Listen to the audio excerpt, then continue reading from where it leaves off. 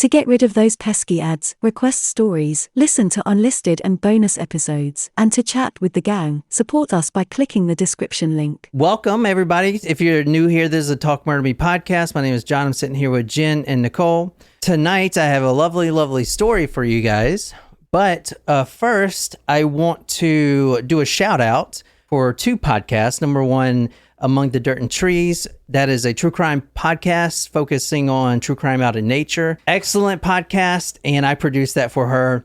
Next, I want to shout out another podcast that I found, and it is called, and you would like this, Jen. And let me see if I can pull the picture up here. It's called Serial Napper. Oh. And it is true crime that you can nap to.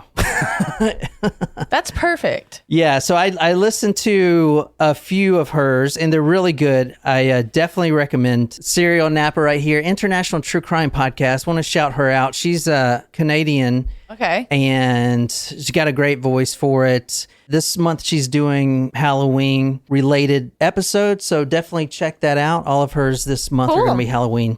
That's related. Literally the only thing that I nap to, but on Netflix. I haven't heard of that, so I will definitely check her out. Yeah, check it out. Serial Napper, and it's on any podcasting app. I got a lovely story tonight for you guys. We are continuing with the Ed Gein stuff for Halloween. So if you want to hit the blog link down at the bottom, I'll be doing blog posts all week on Ed Gein, and I'm going to try to release a standalone podcast about his story, and I would like to have the Supremos and our Talcos help if you guys want to help me put that all together, and then I'll credit you in the podcast when it's finally out. Anyway, I want to do that all this week and get it out all this week. So Are you going to go with the Ghoul title again, or you should call it Halloween? Ooh, that's a good title. Yeah, but I don't want people to not listen to it outside of the year. Outside of October. Okay, so we can just call the time when we're going over at Halloween week. Yeah. But it will be called Ghoul, yeah. Like, so, you know, I had originally released 2 episodes, but I'm going to finish it up this year.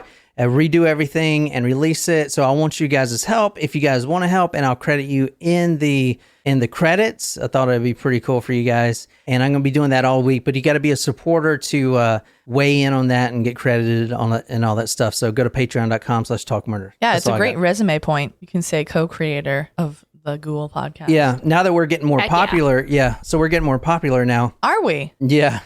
That's something that my high school self would never, ever hear. And everyone that's a Supremo will get something, whether it's a comic book or a enamel pin or even Wait, you mean like existing Supremo, or they don't have to win a prize for it? No. You mean prize only? No. Anybody who is a Supremo, I'm going to send something, whether it's, a piece of confetti. It's not going to, yeah. We have a lot of Supremos. How many? I don't think you realize that is our highest tier. Oh, shit. So, all right. We have almost 100 Patreons, and almost all of, half of them are Supremos. Help us. We are poor. Well, but help us. So you have committed something we may not be able to afford to deliver. No, fuck it. I will deliver it. It's going to be Ed Gein Personally, something. He'll show up on your doorstep. I will. You'll get something random. It's not going to be bullshit. It's nothing printed out or whatever. But it's going to be something Ed Gein related. I promise. I'll deliver it. I'll eat my words. I'll pay for it. I'll go to Etsy and order more stuff. But everyone will get some Ed Gein this year if you're a Supremo. All right. Well, let me revise it a little bit. I'm not taking it back, but you have to request. If you're a Supremo, you gotta want it. If you are, because we obviously have some people that I don't want to just send them a random Ed Gein thing. They'll be like, "What the fuck? Where did this come from?" You have to request it. So everyone on here, as far as you guys, you don't have to request it because I'm going to send. I know you guys want it. So, but anyone else, and I'll put this on the actual podcast episode. If you're a Supremo, just get in the Discord or send me a Patreon message, whatever, and request it, and I'll send you something. And it's something legit. Cool. Yeah. Something cool. Either a book or, whatever. So, but I will do that. And we are going to do a surprise shot dedicated to Sarah today. So I picked something out on your behalf. Cool, Sarah. Surprise shots. We don't know what they are because they're a surprise. This looks good. Sarah, Sarah. Correct. Cheers. Cheers. Apple teeny, heavy on the teeny. Oh, great. That was great, Sarah. I do enjoy apple. It's good. I thought about mixing like a little Fireball with it, but I wasn't sure if the sour apple in that would have been good. It'd be good if you had some cranberry juice with that. That'd be a pretty good cocktail. Ooh. We got a lot of folks on the live stream today. We got Megatron Shram, Natasha. I saw Darren. I saw Lauren.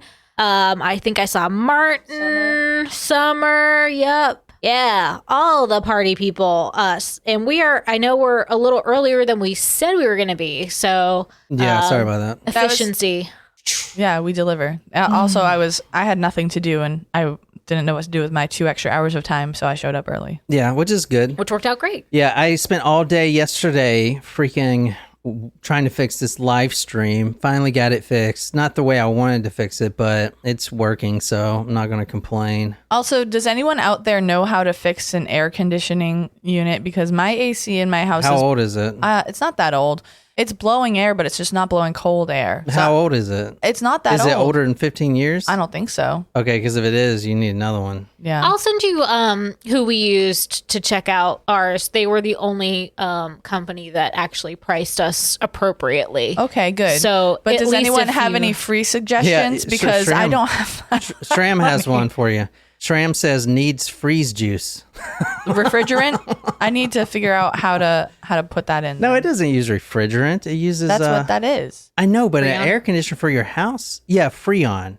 You know, when I was in military camp, these assholes would snort that stuff. They Like would, whippets. Yeah, they would unplug it out of the back of the air conditioner and take a hit of it. And I swear one of them died for like maybe 2 minutes. He was dead. I'm pretty sure. It was Did this you Asian perform kid. CPR? No, I was just the one that dared him to do this. So I wasn't technically a part of it. I didn't do it myself. But anyway, I'm pretty sure he was dead for at least 60 seconds. He was unresponsive. Okay, well, before we get started, let me shout out our newest Supremos. And I know we're a little bit behind, so I do have quite a few folks to shout out. We have Catherine, Leanne, Courtney, Stephanie, Amanda, Gin Juiced, and Kyle. Oh, shit. I'm going to go broke buying this Ed Gein shit. Yep. I thought we had like maybe 20. No, the Supremo is our biggest tier. Welcome to the club. So Well, I am ready to get started, man. I am completely ready to get started if you guys are. perfect. Sounds good to me. Sweet. So, does anybody want to take a guess of what we're talking about tonight? Ed Gein. Oh, shit. How'd you know that? I don't know. It's just a Context guess. clues. All right, so on the last episode, and I know I'm a little Ed Gein heavy, but we discussed the murder of a tavern owner, Mary Hogan, and then I ended it where her head was found. Now, I showed you the head. Yes. I don't know if you remember seeing said head, but I remember you showing us the picture, yes. okay, so we're going to talk about that. I said head, not face. So if you remember, Now I'm questioning. Well, can you just go ahead and throw the picture back up? Like, let's All right. for those who weren't with us last week. that head is missing some things like a face. I mean, I see a face. You mean skin? Yeah, skin, yeah. Oh. Yeah. I see like her eyes are there and her teeth are there. Yeah, no, let's just leave this on the screen Fine. for the whole episode. Shit. All right. So anyway, last time we went to 1954, December 8th. We're going a little bit forward on this episode right here. I'm starting out in Plainfield, Wisconsin. You want to see the farm location real quick? Sure. All right. So I'm going on Google Earth right now, and we're going to look at Ed Gein's farm, which is right as I can find it. Let me see. Oh, here it is. So this is Ed Gein's farm address right here. Now, as you see, it's no longer there. So tonight we are talking about Ed Gein, the infamous ghoul of Plainfield. This is the location of the farm. It's no longer there. But It looks like a plain field. yeah, so plain, yeah, it's very intuitive of you, Jen. So this is where it's at right here. So if you go to the city of Plainfield, it's about, I don't know, maybe 3 miles as the crow flies to the town of Plainfield. And this is it today. It's still like really small and shitty. And even today, like everyone just knows it as the Ed Gein town. Mm-hmm. Like, it still never shook that. You know what I'm saying? It's a very small town. That is very small. It doesn't look like there's anything modern there at all. I mean, there was a post office. Yeah. But like no Chick-fil-A or Dunkin' or Darby's or I mean, all the things that I McDonald's. need in order to survive. Honestly, it's will DoorDash deliver to this location? Yes or no? is it near beach? Oh, there's no way DoorDash is in Plainfield, Wisconsin. Exactly. The other day, you're like, look at this property. There's 50 acres. And you did ask yourself the question that you knew I was going to ask. Do you think DoorDash would deliver there? Fuck no. No. If the answer is no, we ain't moving. So Wisconsin is known as Kodak country, right? Oh, like the camera? Yeah. But Kodak, you think of big bears and stuff. You know, Kodak, like the outdoors. Kodiak. No, Kodak. No, Kodiak is the bear. Kodak is the camera. No, I know it's a camera, but it also means like Kodak country. You never heard that term? No. Like picturesque? Yeah, picturesque. Oh, Kind of shit. interesting. Okay. I mean, it looks just like a bunch of nothing. Well, that is Plainfield. I said Wisconsin, Wisconsin. is. Yeah, They're also known as cheese country. that's true. Yeah. So what cheese specifically? Wisconsin sharp cheddar. During the confession, since you brought that up, during the confession that Ed Gein gives, which we're going to do next week if you want, Nicole, while describing all these horrific things I'm going to talk about tonight and confessing to all these heinous acts and depravities, he stops and says he's hungry and he wants a piece of apple pie. Apple pie. Without the cheese is like a kiss without the squeeze. That's what my dad always used to say. Yeah, so he put a huge chunk of cheddar cheese on the apple pie, and then he complained that the cheddar cheese was dry. Do you think next week we can have like homemade mac and cheese Yeah, with Wisconsin cheddar cheese? That would be a decent cheat meal. for sure. Yeah. I have a very, yeah. We can do that. We can totally do that. Okay. What do you want for your cheat meal today? I don't know. All right, well, you've got a little bit of time to think about it. I'll just get something wherever you guys decide. Because I brought those crumble cookies I've had. I know, but you this is your week of just think about it. Okay. All right, so we're going to November 16th, 1957, and I'm starting actually with the sheriff. Now, we're at Ed Gein's home. His home and property is 195 acres. It's a large piece of land that he owns, or that he owned. And his house, it used to be all the other farmers were jealous of how nice this house was that he lived in. But since his mother died, which we're going to talk about, it has become dilapidated, and it is basically known before anyone knew about the murders as a haunted house. I have a quote in here that I'm going to get to later, that when the kids actually walked by Ed Gein's house, like before this all happened and before they knew that he was a Plainfield ghoul, they would walk right up into it about 100 meters from the actual house and then sprint as fast as they can. They would run like hell because they thought it was a haunted house. So it was like whoever could get the closest one. No. They would run past it. Like they were so scared of it, they ran past it. Oh, I thought you were talking about like a game they played. Well, they probably played that too, I would imagine. As I said, we're starting November 16th, 1957. We're actually at the home of Ed Gein at this point. And the Sheriff Art Schley, Schley, and his deputy are at the house of Ed Gein. Now, Ed Gein is not at the house at this time. He is in the police station being questioned. So no one knows what's going on with this, okay? Sheriff Schley and his deputy were at the Gein residence. Now, this sheriff, this is his third week on the job. He just got this job as sheriff in Plainfield. His family's actually still living in the police station. Today? Yes, today, Jen. 70 years later. What are you talking about? Well, I don't know. The sheriff and his family at this time is still living in the police station. They got it sectioned off so they can have somewhere to live, but they don't even have permanent residence yet. He is 3 weeks into this job, and he is about to take on the most notorious case, not in Plainfield history or Wisconsin history, but in the nation's history. Mm-hmm. This is a worldwide event. Everyone was getting in on this, right? So he has a full-time staff of only two deputies, and one of them was with him. The other one is with Ed Gein at the police station taking a confession. The annual budget is only $11,500. I mean, think about the case that is insignificant for this case. Yeah.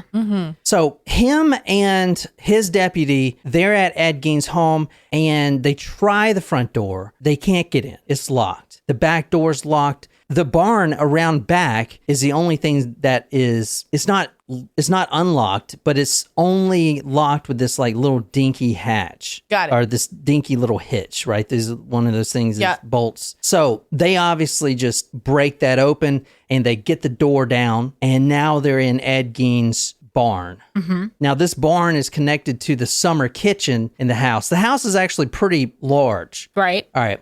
Now, the first thing they notice is there's absolutely no electricity in Ed Gein's home at all. So they have to go and get their flashlights. Okay. So that is number one, really annoying. And it's not that he like had electricity. Was he just not paying for it, or did he not even have electricity connected to the house? He didn't have it connected. Because it's an old farmhouse. Okay. Yeah, but this was in 57. Yeah. Yeah, but if he was living there with his mom as a kid and then the mom died, like, you know, if he was like, maybe he didn't want to make improvements to the house because that's the way that mom had it. I'm going to show you actually inside the house. There's plenty of photos, but the sheriff would later say, quote, "It was hard to believe that anything human could make its home in such a place. No electricity. It was a hoarder's nightmare. Things strewn all over the place. Trash, garbage, things that a hoarder would think is worth saving. There were calendars on the wall that were 10 years old that just were never taken down." Now they're in the barn area, and they're shining their flashlights. And the deputy actually finds his way to the summer kitchen, and he opens the door and he's about to go in there. And then the sheriff, he bumps into something. Meanwhile, the sheriff stepped back and swept his flashlight beam around the room. He felt something touch his jacket from behind and turned to see what had brushed up against. The sheriff, in utter shock, mumbled the following. Quote, "My God, there she is." That was the only thing he said. He stumbled from the shed and tripped over the doorway, fell into the grass. Now, this is before his deputy knew what was going on. He just heard the sheriff, his boss, "Oh my God." He stumbles out. It's completely dark except the flashlight. You can't see shit unless you point that flashlight beam at something. Right. He stumbles out. He falls on his ass. And then he starts vomiting loudly. Oh. Blah, blah. He could not control himself. And then the deputies, what's going on? What did he see? He shines his flashlight. Then he sees this horrific sight. And he himself runs out the shed and also starts vomiting. Like that episode of Family Guy. There's like, blah, blah. Yeah. They're just violently vomiting. Quote, vomiting loudly. The sheriff would only make this comment about the house after this incident. He said, quote, "It was just too horrible beyond belief." So we're going to actually go back into the shed, and I'm going to show you what they saw at the end of the episode. But that was kind of like a teaser. That was a teaser. Yeah. Jesus. The last episode, I said we started in 1954, and that was with the murder of Mary Hogan. Today, we're going to Saturday, November 16th, 1957. Oh, so later. Yeah, 3 years later. This is the start of the 9-day hunting season. All in all, there were over 28,000 deer killed this season just in this county of Washura. That's a lot. Seems like a lot, yeah. That's a lot, yeah.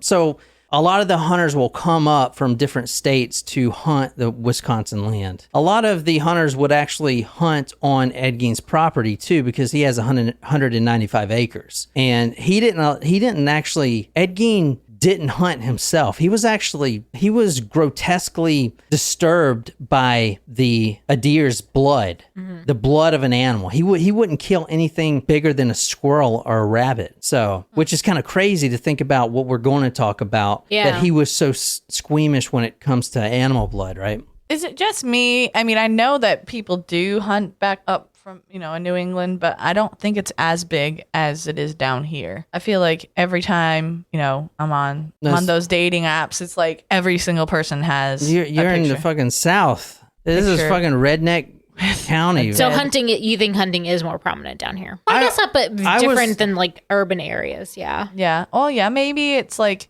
I don't know, maybe up north. Like up north, Maine, north. Yeah. Vermont. Yeah. If I pull out my high school yearbook, I am one of 10 people who do not have a buck's head behind their profile shot for their class For picture. the senior picture. Yeah, for their senior picture. Interesting. Yeah. Are you one of 10 people who do not have a senior picture in your yearbook? No, I'm talking about not like a senior John picture. didn't show up for school that Just day. the pictures, everyone's pictures. Yeah. So, and I'm on actually the page where it's like 6 degrees of John Perry, where it's like my cousin. I could touch my cousins. I can literally reach do you out. want to reword that? All right, so November 16th, 1957, this is where we're going.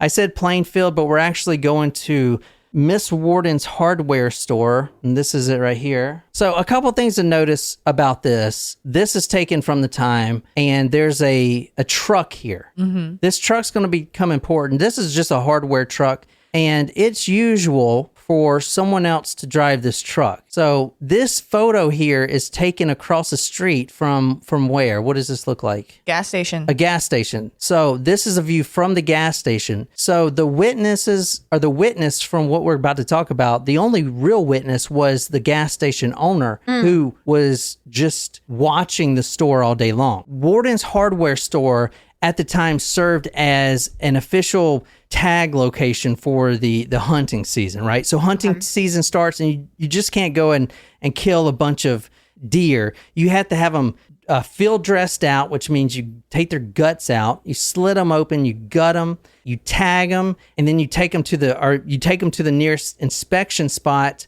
which is usually like a government office, a tavern, a gas station, or a hardware store. Literally, there was only 2 locations in town where you could get this thing tagged, your deer, if you shot one. And one of them was at Warden's hardware store, okay? So And there were 28,000 deer shot this year alone. So with only 2 stores, if one of them on this day, Warden's hardware store, appears to be locked with no one inside, obviously something's wrong. Right. All right. But what is the point of getting it? Why do you have to get it inspected and tagged? I don't understand. So no one would go out and shoot a baby deer, and they have to be a certain size. You know what I'm saying? You can't just go out and shoot anything. Yeah, but what if you get it inspected and it is too small? Then what? Then you've already killed the baby deer. I think you can get in trouble for if you don't follow the rules. They're also so. Deer hunting is controlled. The reason we do it is because deer multiply so rapidly. So we have to control the population. So once you hit a certain number, that's it for that area. If we didn't deer hunt every year, we'd be overrun by deer because they produce so rapidly. So it's not only getting it tagged and making sure it's the right size and that you're not shooting baby deer or something, but also to keep the tally, because you don't want to shoot too much of them, because then there's not enough to replenish, right? Does that make sense? Mm-hmm. I guess. Yeah. So that's the whole point of having them inspected and tagged like that. Oh, okay. So this hardware store is owned by this woman here, even though this photo kind of makes her look like a man, but this is Bernice Worden right here. How old does she look to you? Well, last time you said that we were way off. Well, this so is I'm in gonna the say 50s. If this is in the 50s, I would say then yes, she would be in her 50s or 60s. 50s or 60s. Here's a better picture of her. This one's colored, post-colored, obviously, but don't you love that they can do that now? Oh. This is her right here. Okay, so I would say 70s then. All right, so that's Bernice Worden. She is the proprietress of this shop, this hardware shop. She, to the community, was a very respected woman. In fact, she just won the Citizen of the Week contest, in the local newspaper. She was well loved, very well respected. She had money, so she was, pretty well off. She had the oldest running store and business in Plainfield since the 1890s. So a hardware store that's over 60 years old. And Plainfield itself isn't really that old to begin with. She's a 58-year-old doting grandmother, a great businesswoman, and a devout Methodist. That's who I just showed you, Bernice Worden. Her son, Frank, who will later take over the shop, is not only the sheriff of not only a deputy sheriff of Plainfield, he is also the village constable and the fire marshal. So that's how small that fucking town is. He is the deputy sheriff, village constable, and the fire marshal.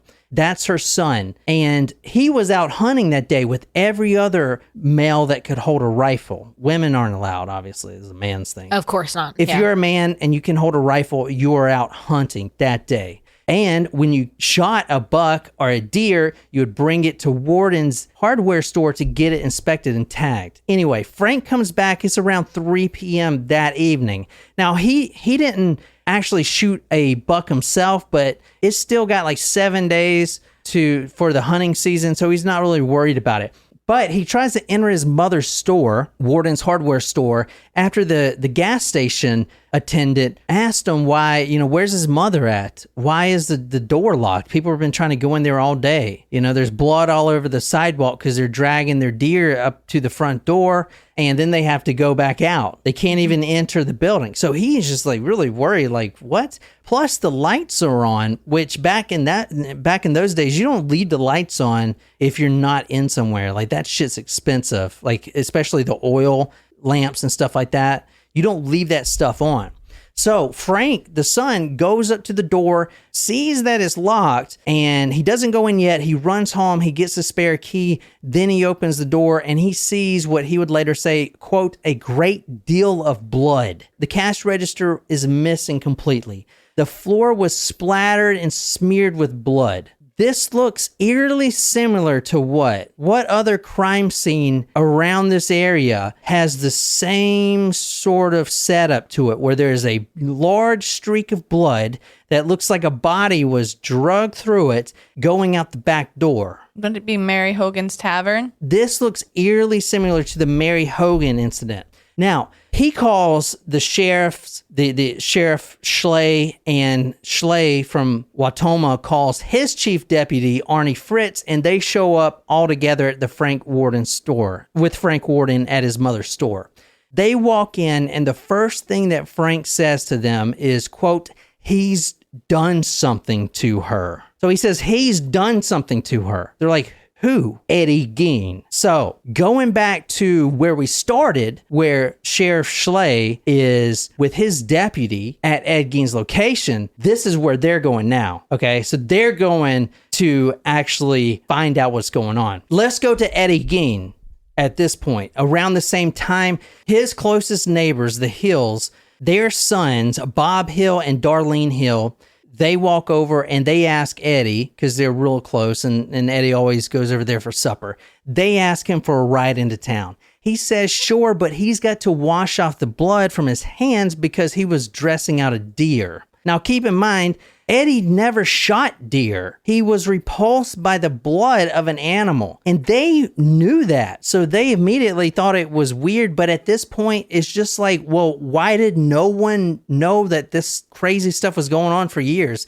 It's because it's little old Eddie Gein. He's a weirdo. He's just a weirdo. He says weird things, and you just, whatever. You just chalk it up to be whatever. He's not harmful. Obviously, he wasn't dressing out a deer because he doesn't shoot deer, but there's blood on his hands. I don't know. Maybe he shot a rabbit, or whatever. It's just Gein, like whatever, They come over, the kids come over, and they're asking Eddie for a ride. Like, take us to town. Take us to town. I want to see what's going on. There's this huge thing. There's cops everywhere from every other county. They're at the Warden store. Take us. And Eddie's like, okay, just let me wash the blood off. Kids tell him that there's something going on. Miss Warden's missing, perhaps. Then Eddie says to them, quote, must have been somebody pretty cold-blooded. They ask Eddie to take them to see. He says, okay, washes the blood off. They all get in Eddie's 49 Ford truck, and the thing's idling, and they're about to leave to go to Plainfield, and then two officers pull up. One taps on the window. Eddie, I need to talk to you. He rolls down the window and gets out the truck. What's going on? Eddie, can you just tell me what you did today? What was your day like? He tells them the story. He goes through this whole day. And then the officer says, all right, can you just, I'm sorry, let me write this down. Can you just go over that, one more time for us? Like, what'd you do today? Just for a second time, if you didn't mind. And this is the conversation that happened. Now, Eddie, said Officer Dan Chase after a moment, you didn't tell the same story come through here that second time. Eddie blinked once, then said, somebody framed me. Framed you for what? Asked Chase. Well, Mrs. Worden. Chase leaned closer to his suspect. What about Mrs. Worden? Well, she's dead, ain't she? Dead, Chase exclaimed. How do you know she's dead? Eddie's lopsided grin seemed frozen in place. Ooh, spooky. So Eddie was one of the few adults and, children. I mean, if you can hold a rifle, 10 years old, you're out hunting with your daddy. He was one of the few men, I should say, in Plainfield not hunting that day. As I said, he would not kill deer. He would shoot rabbit and squirrel, but that was basically just to get him off his property. There was a story about why he wouldn't shoot this and why he was so repulsed by this animal blood. And we're going to talk about the mother and his background later, and I'll get into this later, but when he was a child, his mother, Augusta, and his father, they would slaughter animals to sell as meat for the villagers. And they told him to stay out of the shed. Don't ever come in here, Eddie.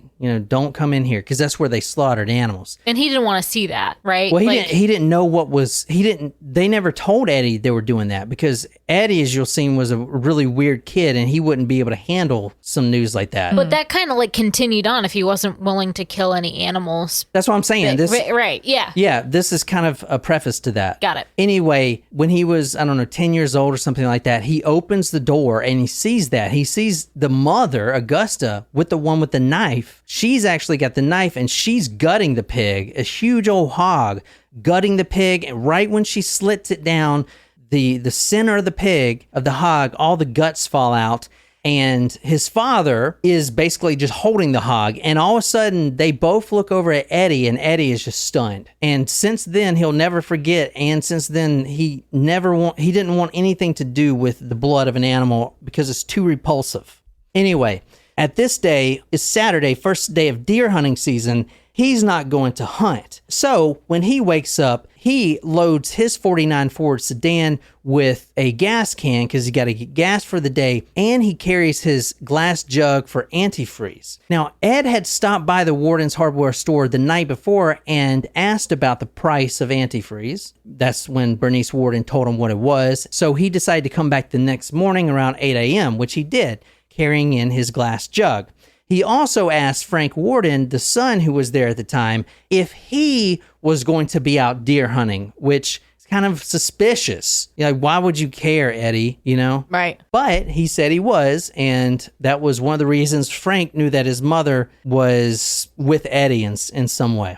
So Ed enters this Warden's hardware shop. He's got his glass jug. Bernice Worden would never be mean to Eddie. There's not a lot of people in Plainfield, and Eddie was a good customer. The mother, Augusta, when she was alive, was a great customer. They would buy from the hardware store. So as much as Eddie was a weirdo and was pestering Bernice Worden all the time, he even asked her if she would be interested to go try out this new roller skating rink in one of the towns over that was just built. I mean, it's just crazy. He invited her to, quote, try out the floor. Anyway, he was just a pest, and lately he's been pestering her more and more, but she would never be mean to him because he was such a good customer, and the Gein family has always been good customers. So she fills up his jug of antifreeze. He pays her $1. She gives him back 1 penny, and he leaves. He leaves actually the receipt that was written on the counter, and he forgets to take that, which is part of his, his downfall. His downfall. Yeah. Well, everyone knew that he did it anyway.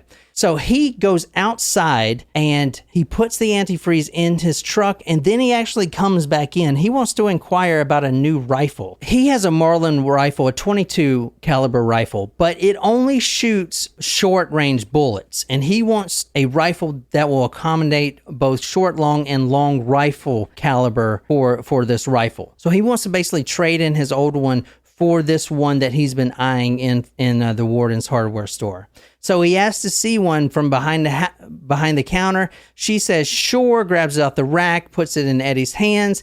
Then she goes to the window and looks out at the town, looks across the gas station, and says some remarks, this, that, and the other, and then... Standing there with her back to Eddie, she had no way of knowing that at that very moment he was reaching into his overalls pocket for a .22 shell. or that in his festering madness he had begun to perceive the 58-year-old widow as a wicked creature deserving of divine punishment, the evil antithesis of his own sainted mother. All right, so before I go any further, I forgot to mention this, but we are reading the book tonight. Nicole's reading passages from the book of my favorite true crime author, Harold Schechter. This book is the most well-known on Ed Gein and is fantastic, man. Anything by Harold Schechter is great. We did the Bloody Bender story off him, and I think a couple other ones. He is my favorite author. His fantastic book. It's called Deviant, and it's the Ed Gein story. It's like the official one that everyone uses. So across the street, the gas station attendant sees the ongoings of the day. He sees Miss Worden returning with her mail at 8:15. He sees the delivery truck being unloaded a few minutes later. Between 8:45 and 9:30, he saw Worden's hardware panel truck pull out, and a man was driving it, which was not unusual, but we know at this point that was Eddie Gein driving the panel truck. All right, not his own truck. That truck would later be discovered with blood all inside it, abandoned in Pine Grove down Lover's Lane, in the next town over. Pine Grove is where Mary Hogan was killed. Right. This is from Ed Gein's own words during his confession. When I went into Mrs. Worden's, I took a glass jug for permanent antifreeze. When I entered the hardware store, she came toward me and said, "Do you want a gallon of antifreeze?" And I said, "No, half gallon." She got out the antifreeze and pumped it out, and I held the jug out for her to pour it in, and then she pumped out the other quart, and I was still holding the jar when she pumped that. Then I paid her with a $1 bill. She gave me one back because it was 99 cents. He's on his way home now in his own truck, and he's flying. Now, Eddie usually drives extremely slow, but one of the neighbors who felt really guilty because he shot a buck on Eddie's property was driving past him, and he felt really guilty. So he's going to slow down and talk to Eddie, but Eddie just flies right by him, which is definitely weird. Anyway, this guy comes to Eddie's house later in the day to apologize, and Eddie was like, "Oh, I don't care. But he did notice that Eddie was changing his tires of his car, which is not unusual, but it was the start of winter. And he was actually taking off his snow-treaded tires and putting the regular ones back on, which is weird. But, it's Eddie Gein. He's just weird, right? All right, so now let's go back to what the deputy saw and the sheriff who was vomiting loudly in the grass of Eddie's lawn, what that sight was. Okay, obviously it was something to do with Miss Worden, and Eddie is at the police station at this point. The son has no idea where his mother's at, probably dead because of the amount of blood, but still. So the sheriff and the other deputy enter Eddie's dilapidated farmhouse to try to find Miss Worden. And that's where we started from. Quote, "It was hard to believe that anything human could make its home in such a place." The sheriff is vomiting outside after he says, quote, "My God, there she is." He was talking about Bernice Worden. They had found her body, and I have a photo of the body. So I'm going to show you the photo, and it's kind of graphic. So this is the actual photo of Bernice Worden's body, and maybe a little graphic. I don't know. I think you guys can handle it. I mean, they keep coming back. So. Well, it might be graphic. You're here, so. So you remember Sheriff Slay? He bumped into something, and he's got that old 50s flashlight, which we were talking about the other day, watching this horror movie, because you can see them, the flashlights. It only lights up what you pointed at. They were not very good. So you have to point at something. So he bumps into this thing and it kind of sways almost like a deer being hung up. And then he shines the flashlight on it. And this is what he saw. So this is what he saw. Oh, dear. Oh, I do not like that. Can you describe that? She is hung upside down, cut open from her hoo-ha. Here's two more. She also has no head. Oh dear. Oh, that is like carved out. You can see like the inside here carved out, like where her anus was. Why? It's like we've done this 400 times. I know, but it doesn't make the image not shocking. I'm already I told y'all. This is the backside of today. her. Oh no, poor lady. I know that Eddie Gein was not well, but no one deserves that. So let me show you this one photo again because I got to explain it. This is what a deer would look like if it was dressed out. So when you dress out a deer, like this picture here, this is Bernice Worden's body. It is absent of a head. There is a huge cut down the middle of her body from her growing area up. What? Did I say it wrong? No. No, that's just how you pronounce it. It's not saying wrong. It's just how you pronounce it. There's a huge cut starting from her genital area going all the way up to almost the neck. The head is cut off, so you see the neck. So it's almost like around where the heart would be. Just enough cut that you can get all the internal organs out. But this isn't a deer. This is a human. This is Bernice Worden, the 51-year-old proprietress of that shop. Warren's Hardware. So this is what the sheriff bumps into, and this is why he was vomiting so loudly. Not to make a joke, but it's like, oh, excuse me, ma'am. Oh, Yeah. Oops. I mean, she's completely headless, and the contraption is, it's a block and tackle like you would hang a deer up. There is, and let me show you the actual thing. Look at this photo, not the body, but the actual mechanism that she's hung by. You see there's a pulley system here. This is a log. You see, it's like a big stick, and her ankles are tied up to that stick, and then she's hoisted up. In this photo right here, you can actually see the pulley system. You see the pulley system? And then you see the pulley system here. So he hooked her up by her ankles, and then he strung her up with this pulley system. So she was dangling dead, a white carcass dangling by its feet, the front completely split open. The trunk was a, quote, gaping hole. And it's weird to see the head off, because in the trunk, which is where the head would sit, is this dark, very dark kind of black hole almost. It's dark looking inside. Yeah, so it's dark right there. That's like her neck tendons and stuff. Ugh. She was decapitated, quote, butchered like a heifer or a dressed out deer, hanging from a crude wooden crossbar, 3 feet long, bark covered, sharpened at both ends to a point. One of those points was not tied to her foot, but was actually shoved through her ankle. The other foot was tied with a rod and a stout cord. So he just shoved one, I guess because he didn't have enough rope to string her up, so he just shoved one right through her ankle. Any questions? was she killed by being decapitated, or was she cut while she was alive? Well, there's not a lot of blood, so I would assume she was dead. But She died in her store. So the bullet hit her, and then That's right. He took out the 22. Yeah. That's So right. he shot her in the store, blew her head off. It was a 22. So the bullet was lodged in her head, and that caused internal bleeding. And probably, 3 to 5 minutes, she was dead. Not instantly, but she, died. And then he drug her out again. Eddie Gein is 140 pounds. He drug out not only Bernice Worden, but remember Mary Hogan, who was even bigger. I assumed he was bigger than that because He's a 140 pounds. He's short and he is tiny. 140 pounds. Wow. But when you're fucking motivated, you hear about the women that their babies get stuck in their cars and they're like, they can lift the fucking car up. Adrenaline. If you like really want to dress out that human body, then you're going to find a way. Where there's a will, there's a way. So it's not that, I don't know. You try it. Quote, and there, left to keep in the coldness of the shed like a side of beef in a butcher's meat locker, the mutilated remains of the 58-year-old grandmother hung. Everyone who saw this was stunned in silence. So a lot of the movies will mimic this. One of the most important ones, which we're going to talk about next week, is Silence of the Lambs. If you've seen Silence of the Lambs, do you remember when they had him in the cage? Yes. And then there were 2 deputies, police officers watching. Yeah. And instead of killing them and just leaving them on the floor, he basically crucified them.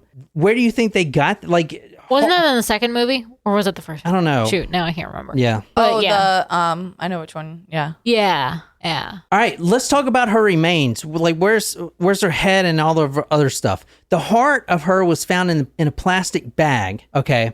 There were a pile of entrails, still warm to the touch, wrapped in a newspaper and folded inside an old suit.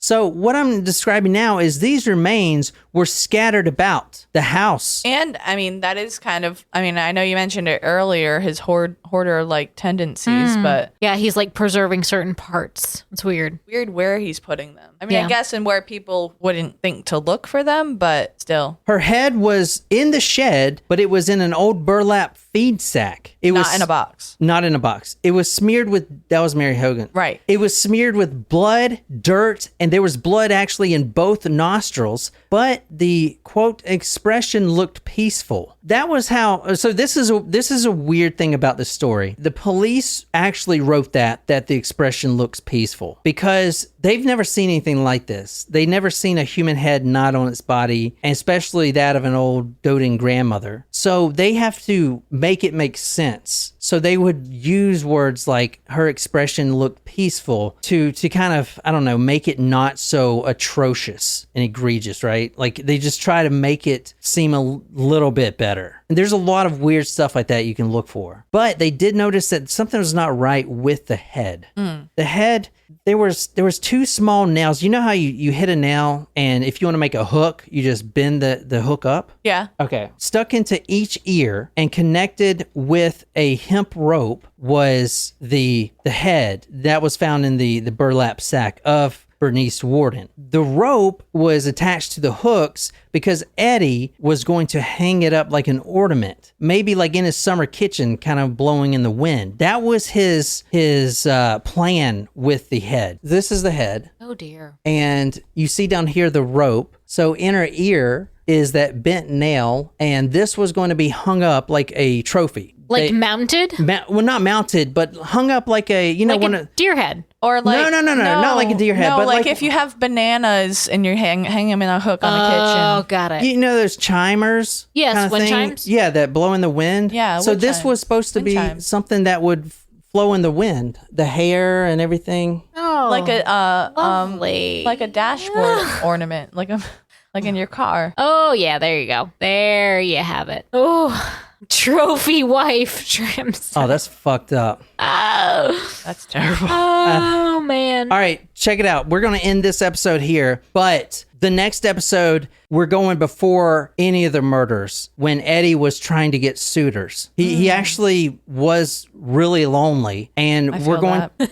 we're going to start I with mean, I'm not going out and killing people, but like, yeah. We're going to start with how it would be to go on a date with Ed Gein. So we're starting with an Ed Gein date. So like he All actually right. got dates though. He actually turned down two women. One, well, You are not making Jen feel good right now. they were both hot. I'm just kidding. No, one of the women, which we'll talk about, didn't get along with her mother, so he couldn't date her. Oh no, The other one was With his mom, you mean? no, no, with mom. her own mom. Yeah, he they just have to have a took good that as- relationship with the mother. Yeah, and then the second one was getting around with all the men. Oh, So she was kind of a hussy. so she would go on a date with anyone. Yeah, and then he said, quote, the morality of Plainfield is kind of low. That's what he said in his confession. But we're actually going to go on a date with Eddie and see what that's like. Is that- are we win getting a the date Ouija with board? instead of win a date with Tad Hamilton, win a date with Ed Gein. So we're going to do that, No, thank you. and that's for our Supremos. If you guys enjoy this and you want to stay on and keep doing the trivia with us and stuff like Yeah. that, and see, and we're also going in Eddie's home. Oh. And it's some fucked up stuff that you're going to find up in that home. Okay. A lot of stuff. We're going to get into it, but we're going to go on that on the next episode. So if you want to, carry on with us and continue to watch that, you got to be a Supremo. So go to Yep. patreon.com, become a Supremo, and stay on with us. I want to end with this one little limerick. Quote, there once was a man named Ed who wouldn't take a woman to bed. When he wanted to diddle, he cut out the middle and hung the rest in his shed. So How does the rest of the man you from go. Nantucket go? I'll look it up for us to start off the next episode. How's that? yeah, so we'll be back. I don't know. We'll be back, guys, in 15 minutes. So look for that link on the Patreon page. So anyway, I hope you guys enjoyed that. It's Talk Murder Me. Until next time, good night, you lovely, lovely people.